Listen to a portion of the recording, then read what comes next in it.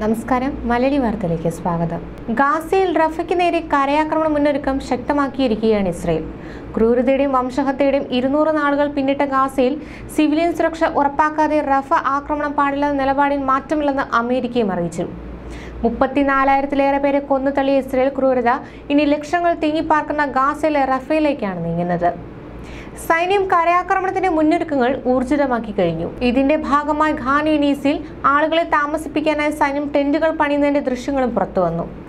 Israel അതിർത്തിയോട് ചേർന്ന് Israel സൈനികരും സൈനിക വാഹനങ്ങളും കൂട്ടമായി ഒരുങ്ങി നിൽക്കുന്നതായും പുതിയ താവളം സജ്ജമാക്കുന്നതായും റിപ്പോർട്ടുകളുണ്ട്.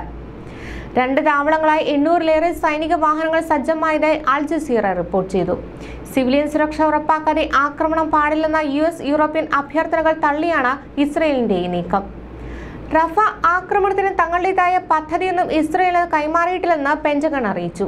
എന്നാൽ ഇസ്രയേൽ കവർന്ന ഓരോ ഇഞ്ച് ഭൂമിയും തിരിച്ചു പിടിക്കും വരെ ഫലസ്തീൻ പോരാട്ടം തുടരുമെന്ന് ഹമാസ് സൈനിക വിഭാഗമായ അൽ ഖസം ബ്രിഗേഡ്സ് മുന്നറിയിപ്പ് നൽകി. ഖാസയിലെ അൽ നാസർ ആശുപത്രി വളപ്പിൽ കൂട്ടക്കുഴിമാടങ്ങൾ കണ്ടെത്തിയ സംഭവം ഞെട്ടിക്കുന്നതാണെന്ന് UN നേതൃത്വം ചൂണ്ടിക്കാട്ടി. സംഭവത്തെക്കുറിച്ച് അന്താരാഷ്ട്ര തലത്തിൽ അന്വേഷണം വേണമെന്ന് മനുഷ്യാവകാശങ്ങൾക്കായുള്ള UN നേതൃത്വം ആവശ്യപ്പെട്ടു. വാർത്തയുടെ നിജസ്ഥിതി അറിയില്ലെന്നും ഇസ്രയേലിനോട് ഇക്കാര്യത്തിൽ വിശദീകരണം തേടിയതായും വൈറ്റ് ഹൗസ് പ്രതികരിച്ചു. ഗാസയിലെ ഇസ്രയേൽ വംശഹത്യക്കെതിരെ കൊളംബിയ സർവകലാശാലയിൽ തുടക്കമിട്ട വിദ്യാർത്ഥി പ്രക്ഷോഭം US-ലെ ഒട്ടുമിക്ക ഉന്നത വിദ്യാഭ്യാസ സ്ഥാപനങ്ങളെ പിടിച്ചുകുലുക്കുകയാണ്. ന്യൂയോർക്ക് യൂണിവേഴ്സിറ്റിയിൽ പ്രതിഷേധവുമായി തമ്പടിച്ച വിദ്യാർത്ഥികളെ കൂട്ടമായി പോലീസ് അറസ്റ്റ് ചെയ്തു. കൊളംബിയ യൂണിവേഴ്സിറ്റിയിൽ 100-ലേറെ വിദ്യാർത്ഥികളെ അറസ്റ്റ് ചെയ്തത് കടുത്ത പ്രതിഷേധത്തിനിടയാക്കി. റഫേൽ ഇനി നടക്കാൻ പോകുന്ന ഇസ്രയേൽ ആക്രമണത്തിൽ ധാരാളം സിവിലിയന്മാർ മരിക്കാനിടയുണ്ടെന്ന് എയ്ഡ് ഏജൻസികൾ മുന്നറിയിപ്പ് നൽകിയിരുന്നു. ഇത്രയും ഉയർന്ന അപകട സാധ്യതയുള്ള ഓപ്പറേഷനിൽ സിവിലിയന്മാരെ സംരക്ഷിക്കുന്നത് എത്രത്തോളം പ്രവർത്തിക്കുമെന്ന് അറിയില്ലെന്ന് UN ഫലസ്തീൻ അഭയാർത്ഥി ഏജൻസിയും പ്രതികരിച്ചു. സിവിലിയന്മാരെ സംരക്ഷിക്കാത്ത ആക്രമണത്തെ പിന്തുണയ്ക്കില്ലെന്ന് ഇസ്രയേലിന്റെ പ്രധാന പിന്തുണക്കാരനായ വാഷിംഗ്ടൺ പ്രതികരിച്ചിരുന്നു. റഫേൽ അഭയം പ്രാപിക്കുന്ന ഫലസ്തീനികൾക്കുള്ള പ്രഥമ സഹായം പോലും നൽകാൻ ഡോക്ടർമാരും സഹായപ്രവർത്തകരും പാടുപെടുകയാണ്.